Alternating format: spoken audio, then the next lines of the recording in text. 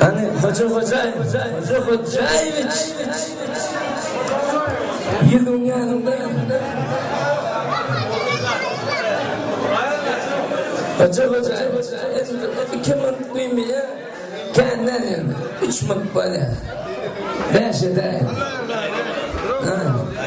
3 mut duymuyor İrna'nın diri çağırsan mekancan yeri mekancan şimdi şu bağışlar tilap geldi hep ne var aydın mutlu olduk da Doğuncum bu aziz saklamak günah o ben kalpimde bir yere içinde kaybıyordum gül çek neme gül çek İpsin amına Doğuncum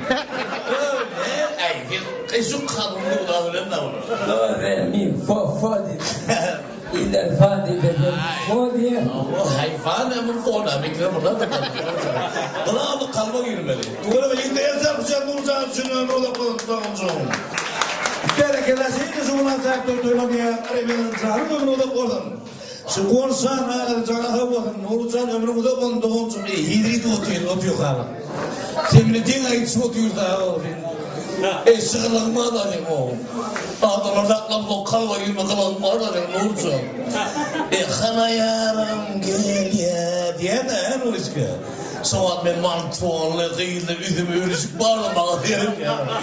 Akça kaçtımana zıykılayan uzun bilirim. O dokma dokuya kıyıldı var ya garajın içinde. Garajı aç oturuyor da olur ne o? Garajı aç oturuyor yanında. Hemen yırtılmaz hemen geçeri üretmen de olur.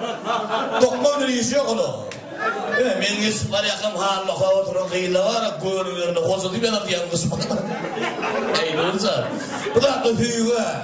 Kıyılgirle benim dokuyan halları dünyaya demiyor. Bir oğudun milleti, bir oğudun kurgudu var, oğudun yigitimi var. Oğudun sürüşülüyen, oğudun görüşülüyen, oğudun bir hormat koyuluyen, bir oğudun millet. Yaşanın Türkmenistan yer tarpışan berekeller. Doğuncum, sen bana Türkmenin hükümünle, Türkmenin kalıbına giriyen bahsi hükümünle, Türkmenin ağasın, Türkmenin hüyüsün, Türkmenin şahatlasın, Nurcan ömrü olman Doğuncum.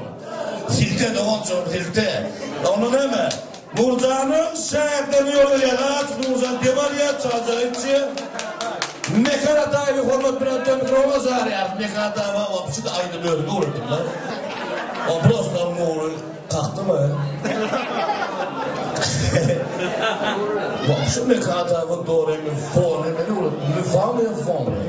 Nuriş kadar ki. Ama tadına baksınlar, ömrü olamam, doğru çıkmamış.